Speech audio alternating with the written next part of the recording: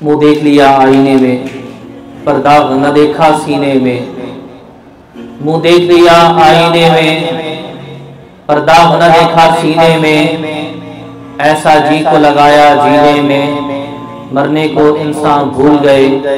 जो काम मुसलमानों के थे वो काम मुसलमान भूल गए, औरों के फसाने याद रहे, खुद अपना फसाना भूल गए।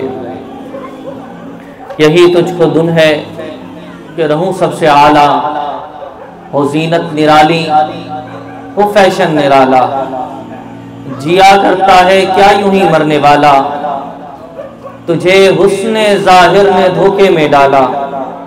ये जगह जी लगाने की दुनिया नहीं है, ये तो इबरत की जा है, कोई तमाशा नहीं है।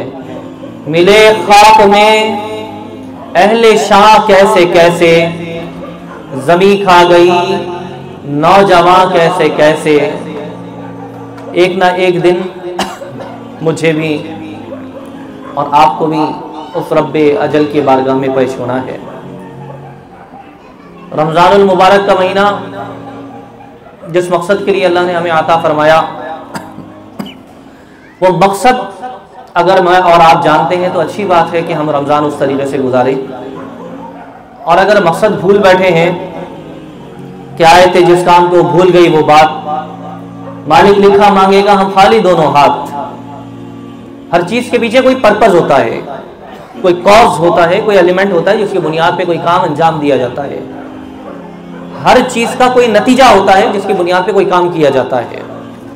अगर नतीजे से आदमी बिल्कुल बेफिक्र हो जाए, अंजाम से बिल्कुल बेफिक्र हो जाए और काम करता रहे, तो ऐसे इंसान को कोई भी दुनिया अक्लमंद तसव्वुर नहीं करती। आप एक मशीन बनाना शुरू करें, उसका एक नतीजा होगा कि मशीन इस काम के लिए बनाई जा रही है, लेकिन वो मशीन काम ना करे। आप एक बार बनाए, दो बार बनाए, तीन बार बनाए, चार बार बनाए और 30 बार बनाकर रख दें, लोग कहेंगे तुमसे बड़ा बेवकूफ़ कोई नहीं है। जब पहली बार मशीन ने अपना काम नहीं किया था तो दूसरी बार क्यों बना डाली।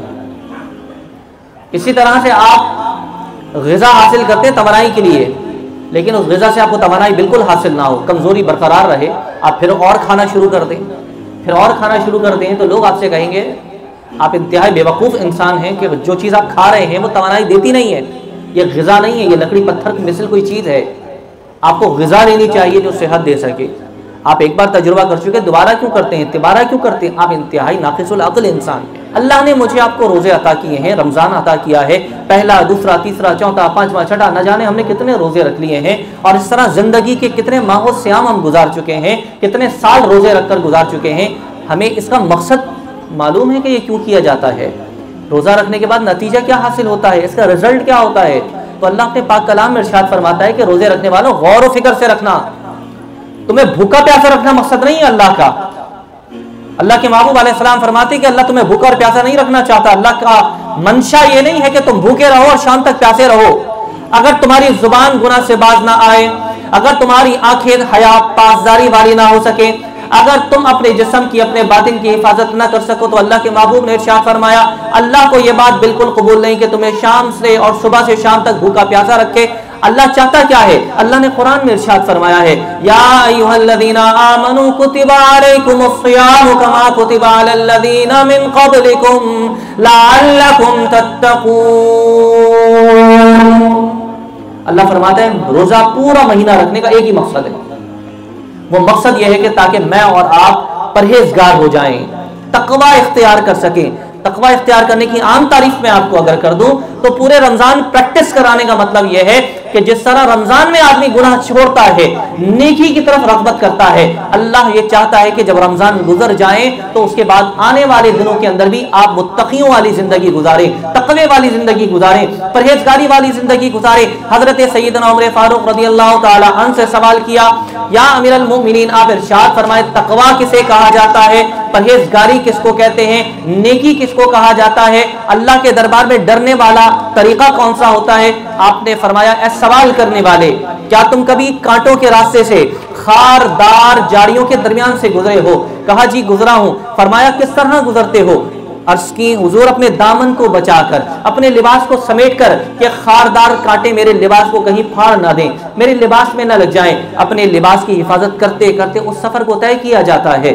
آپ نے فرمایا بس اس دنیا سے تم اپنے ایمان کو گناہوں سے بچا بچا کر نکل جاؤ، اسی کو تقویٰ کہا جاتا ہے. اور یہ تو عالم یہ ہے، آفیسز کے اندر، یونیورسٹیز کے اندر میں جاتا رہتا ہوں تو آپ کا بھی تجربہ ہوگا کہ رمضان کا جو پہلے تقویٰ ہوتا تھا، لحاظ ہوتا تھا، وہ اب باقی نہ رہا. نہ خواتین لباس کا وہ انتظام کرتی ہیں کہ جس سے تقویٰ چھلکتا ہو، نہ مرد حضرات اپنی آنکھوں کا وہ لحاظ کرتے ہیں کہ جس سے تقویٰ چھلکتا ہو. گفتار اگر سماعت کر لی جائے تو گالی گلوچ زبان پر ہوتی ہے. جیسے عام زندگی عام دنوں میں گزارتے ہیں، عام زندگی میں بھی نبی علیہ السلام نے فرمایا مومن فحش گوئی کرنے والا نہیں ہو سکتا، مومن گالی دینے والا نہیں ہو سکتا، مومن برائی کرنے والا، غیبت کرنے والا، بہتان باندھنے والا نہیں ہو سکتا. اور رمضان کے اندر تو اللہ کے محبوب کریم صلی اللہ علیہ وسلم نے ارشاد فرمایا کہ جس شخص نے روزہ رکھا لیکن اپنی زبان کی حفاظت نہ کی، فضول گوئی کرتا رہا، فحش گوئی کرتا رہا، اسے بھوک اور پیاس کے سوا کچھ بھی حاصل نہیں ہوتا. روزے کا اجر ایسا نہیں ہے کہ آپ صبح سے لے کر شام تک سوتے رہیں، نہ فجر کا پتہ ہو، نہ ظہر کا معلوم ہو، نہ تلاوت قرآن کا آپ کو پتہ ہو، نہ فرائض ادا ہوئے، نہ واجبات ادا ہوئے، نہ حلال کمائی کی کوئی تمیز ہے، بلکہ جس ڈگر پہ چلتے ہیں صبح سحری کر لی اور شام میں افطار کر لی اور سارا دن سوتے رہے، اس کو روزہ نہیں کہا جاتا. روزے میں اللہ کا مقصد یہ نہیں ہے کہ ہم کھانا پینا چھوڑیں، بلکہ اللہ تعالیٰ نے فرمایا میرا مقصد یہ ہے روزے تمہیں عطا کرنے کا تاکہ تم پرہیزگاروں والی زندگی گزارنے کا طریقہ سیکھ سکو.